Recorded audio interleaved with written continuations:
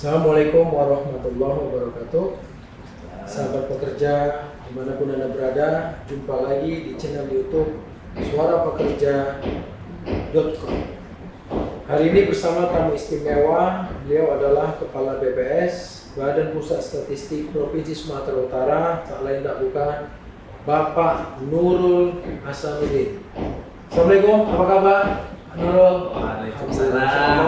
Ayo sob, luar biasa ini. Dapat silaturahmi. Iya, hari ini dapat juga di waktu-waktunya. Ini kan waktu-waktu yang dibutuhkan oleh para pekerja Sumatera Utara dalam melihat situasi perkembangan, bagaimana perkembangan ekonomi Sumatera Utara hari ini, catatannya. Baik Pak, seperti yang kita ketahui, sekarang sudah bulan November 2023. Artinya kita sudah semakin mengarah ke penghujung tahun. Nah, ini merupakan momen-momen yang sangat baik dan kami nantikan para kaum buruh pekerja Sumatera Utara, pekerja Indonesia, yaitu pemerintah sesaat lagi akan menentukan upah minimum provinsi dan upah minimum kota. Nah, ini menarik Pak. Karena kami para kaum buruh berharap kenaikan bisa sesuai harapan kami. Tapi itu pula tak terletakkan dan tak bisa kita pungkiri, tentu melihat suatu kondisi iklim ekonomi yang baik di dalam suatu provinsi kabupaten kota. Pak, BPS itu Badan Pusat Statistik. Boleh nggak Bapak jelaskan agar kami kaum pekerja, kaum buruh Sumatera Utara yang hari ini menempati posisi dominasi tertinggi di indikator survei tentang keberadaan populasi rakyat Sumatera Utara. Apa sih Pak BPS itu Pak? Ya, terima kasih Pak Yusuf. Memang di dalam tugas dan fungsinya Badan Pusat Statistik ini dari pusat sampai ke daerah itu sama. Kita adalah penyedia data statistik yang memang di sana ada statistik dasar yang di dalam pelaksanaannya kita melaksanakan sensus. Jadi ada sensus penduduk, ada sensus pertanian, ada juga sensus ekonomi.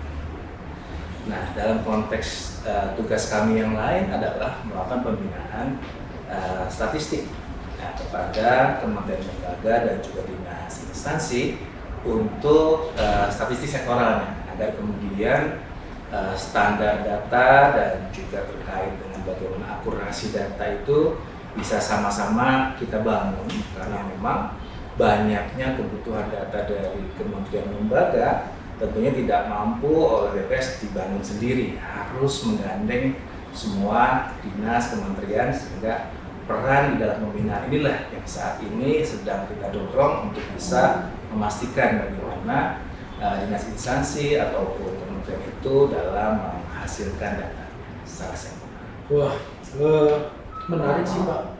Jadi ini merupakan edukasi pembelajaran bagi kami sehingga kami mengerti apa-apa yang menjadi suatu pemahaman tentang BPS Pak. Kami mendapat informasi ya Pak, dan memang menggali informasi baik dari media ataupun dari stakeholder Sumatera Utara bahwasannya harus pertumbuhan inflasi dan deflasi Sumatera Utara itu kan turun naik tuh Pak ya. Dengan melihat memang di antara pergerakan antara Februari sampai dengan Maret itu mengalami deflasi ya Pak ya. Jadi dan kami juga mendapat kabar juga sekarang deflasi itu semakin kecil.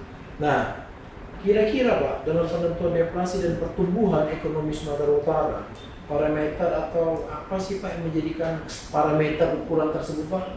Izin Pak. Ya.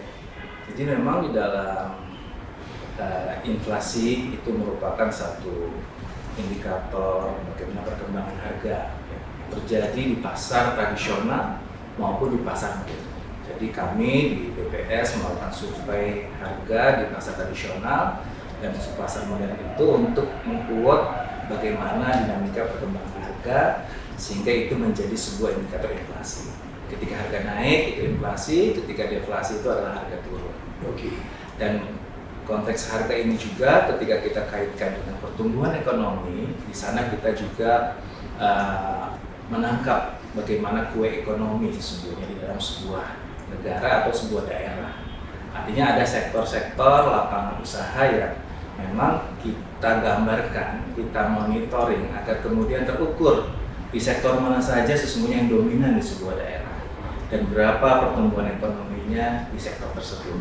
Seperti contoh di Sumatera Utara ini kan yang dominan distribusi ekonominya adalah yang paling dominan di sektor pertanian.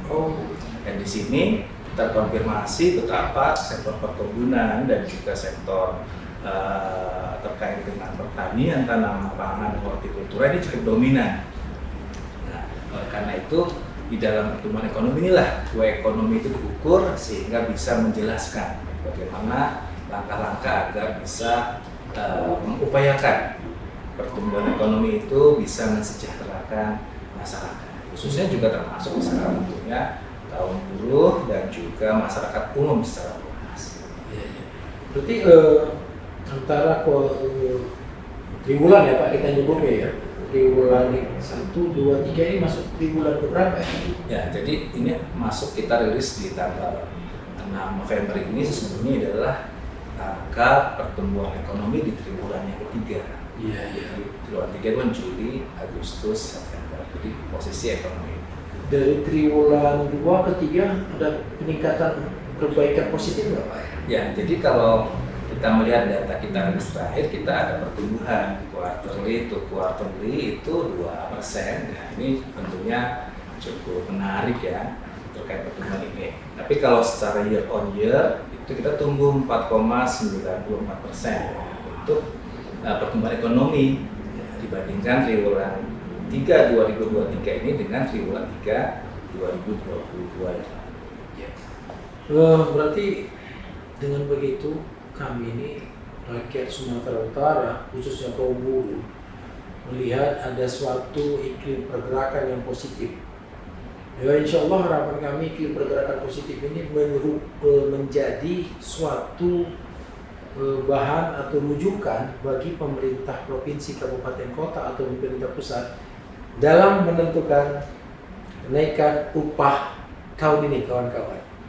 Jadi ya, insya Allah kedatangan kami di sini menambah suatu wawasan edukasi yang baik bagi kami. Ternyata pertumbuhan ekonomi Sumatera Utara dibanding beberapa tahun sebelumnya itu terus meningkat dan mengalami pergerakan yang positif. Ya tentunya itu mereka merupakan tolak ukur kita dalam penentuan upah minimum regional kabupaten kota. Baik Bapak, luar biasa pemaparan dari Bapak. Sebagai penutup, apa yang Bapak harapkan dari kepala pimpinan BPS Sumatera Utara, apa yang Bapak harapkan dari rakyat Sumatera Utara untuk mendukung program BPS Sumatera Utara? Ya, terima kasih Pak Yusuf. Jadi di kesempatan ini tentunya karena memang BPS tusinya adalah yang paling dominan di daerah adalah pengumpulan data. Jadi memang ketika kita bertugas lebih banyak kita bersentuhan dengan masyarakat, bertemu responden, ketok pintu dari door to door, ke rumah-rumah ataupun juga ke perusahaan-perusahaan. Tentunya harapannya bahwa petugas kami yang ada di lapangan itu mendapatkan sambutan ya, penerimaan, sehingga kemudian informasi yang diberikan juga diberikan secara jujur agar kemudian kami bisa menghitung bagaimana pertumbuhan ekonomi ini dengan tepat, dengan benar, sesuai dengan fakta lapangan. Jadi dukungan itulah yang kami harapkan. Terima kasih atas kesempatan yang sangat baik ini. Baik pemirsa, luar biasa sekali apa yang menjadi masukan, saran pendapat dan edukasi bagi kita pekerja Indonesia, pekerja Sumatera Utara, bahwasannya BPS itu bukan sesuatu hal yang kita tidak boleh tahu, tapi kita wajib mengetahuinya. Karena apa? Itu merupakan satu parameter bagaimana pergerakan ekonomi baik bagi dari sosial atau dari sisi pertumbuhan yang lainnya itu dibutuhkan bagi kita. Kita nggak boleh apatis. Artinya apa? Mari dukung program negara, mari dukung program pemerintah. Kita akhirin podcast kita hari ini dengan narasumber yang luar biasa, sahabat pekerja seluruh Indonesia, terkhusus Sumatera Utara. Jangan lupa like, share, komen, pencet lonceng ya, cikling. Pak, izin, kami ada yel kita adalah dalam pergerakan itu harapan kami Bapak bisa mengikutinya, hidup buruh, hidup pekerja Indonesia. Baik, bagi kawan-kawan kita bersama dengan Bapak Kepala BPS Sumatera Utara, ya, kita menyambut perjuangan pergerakan kita buruh Sumatera Utara. Hidup buruh, hidup pekerja Indonesia. Billahi taufiq wal hidayah. Assalamualaikum warahmatullahi wabarakatuh. Terima kasih Bapak.